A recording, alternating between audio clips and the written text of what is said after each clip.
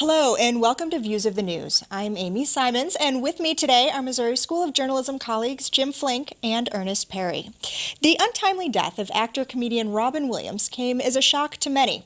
While his battles with drug and alcohol abuse had been known for decades, his ongoing treatment for depression wasn't quite as largely known. Here we see Conan O'Brien, Will Arnett, and Andy Richter react to news of his passing during a live taping of The Conan O'Brien Show. We're absolutely stunned to get this news. And I know that everybody here, we've all worked with Robin over the years. Yeah. And he was an amazingly kind and generous person, and it's got to be a terrible time for his family, and our thoughts go out to them. And as funny as he was, he's truly one of the all-time greats.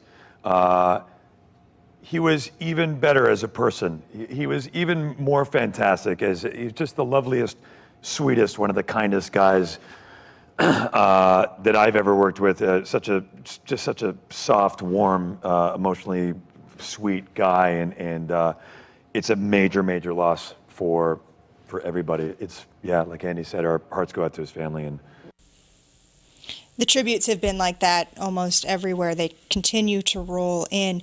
I saw somebody post on Facebook that had Robin Williams had cancer, we all would have known about this. But the fact that it was depression, again, not nearly as widely known before this happened. Talking about depression is something as a society we don't really do. How much of that is because we don't cover it as much as we do other physical illnesses? I think part of it is that we are still grappling with the negative stereotypes of people who suffer from depression. It's one of those things where it doesn't show the toughness that you're supposed to have to be able to handle all sorts of situations. And I think we in the media have a difficult time in covering it because there's so many different forms of depression, so many different levels that we have a difficult time of breaking it down into what we would think that the public will be able to understand. So I think that's all a part of it. Yeah, we don't understand it, and I think that there are layers to why we don't understand it, and I think those aren't just on the media level. I think those are on a societal level. I think they're on a medical level. I think there is some debate about what are the differences in the kinds of depression. How do you treat depression? It is a very complex issue. But then I think there's also this thing of we don't want to talk about it as if it's somehow contagious, as if there's something that might be a contagion about it, and so.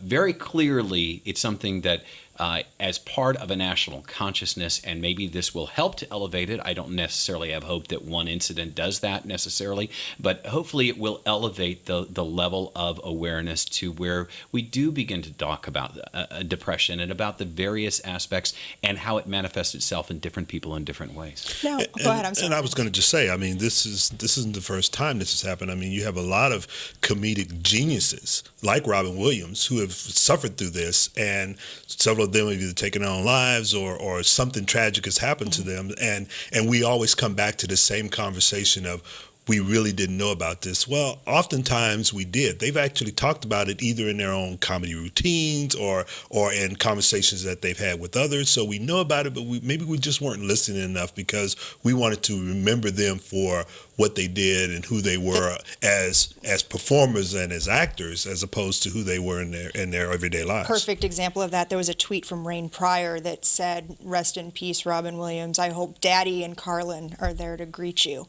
One of the things we often talk about here on Views of the News is putting stories into context. And one of the things we've seen a lot of this week that we should commend the media for is a lot of stories are including resources for suicide helplines, for how to get help if you find yourself in a similar situation. That also isn't something we would see in the past. But I think we're starting to see that because we have a generation of journalists who have a better understanding of this because some of them suffer from it as well. Yeah. And we're starting to see, wait a minute, we need to do more than just report the story. We also need to provide resources for people who are trying to deal with this. So I think in a way we are furthering the story. We are trying to do a better job, but one of the things we keep falling back on is we're doing it in the moment. It's not something that we will continue to do once this story loses its news value, its shelf life. And that's one of the things that we need to continue to do in the media. And I would say that, and not to be crass in the least, but to say that covering depression probably doesn't sell very well. It probably doesn't sell a lot of magazines, newspapers. It probably doesn't sell a lot of airtime. It is not something that most people want to talk about because they don't feel good talking about it. And because of that, it doesn't draw a big audience. And so that adds to the challenge of shelf life and of really having a sustained conversation about something. It is amazing how many brilliant people, especially creative people, especially artists and entertainers, have an affliction, not to paint too broad a brush, or deal with depression on a regular basis, and yet it's not something we talk about because there isn't shelf life to it. Literal shelf life to it. There has been some debate. I'd be interested on getting your opinions on this. The coroner's office held a news conference in which they described in great detail results of the autopsy, the preliminary results. And there has been a good number of news organizations that, through carrying it live, ended up broadcasting those, and then others who decided to report them subsequently. Are those details things we needed to know, or should we, as a profession, have backed off and maybe followed the family's request for a little bit more space and privacy in this matter? This is a tough call because now we saw all sorts of examples of stepping over the line, including, and we talked about before we started this segment, ABC News sending a helicopter up to somehow try to gather footage of the Williams family home at a time when the family was asking for distance from the media so that they could grieve. That is such a clear overstep of coverage. Even to call it coverage is ludicrous.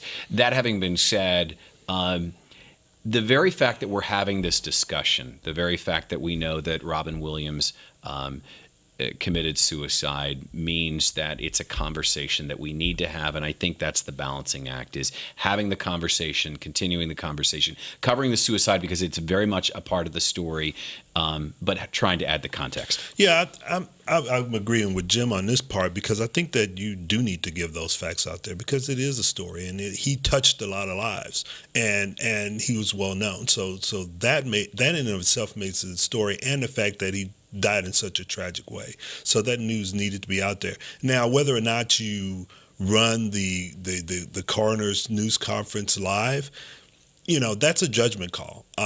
Some would do it, some would not. I would err on the side of cover it, but don't necessarily have to put it out there live. You can pull it back and then provide some context to what the coroner was saying. If you run it live, then you're having to backtrack and to provide that context, and people may miss that. So, but it's what we do. We are a live. We're in a live world right now. Be it social media. You can't unring a bell once it's exactly.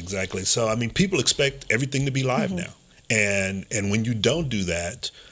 As a media outlet, you open yourself up to criticism, but then when you do run it live, you open yourself up to criticism. So, yeah. Okay. Well, you can read more about this and other topics that we talk about on our links blog. Check that out on the Talk Shows tab at KBIA.org. Like us on Facebook or follow us on Twitter. Our handle is @ViewsOnKBIA. These are all great ways to watch and listen to our programming, leave us questions, comments, and see what we'll be talking about next time.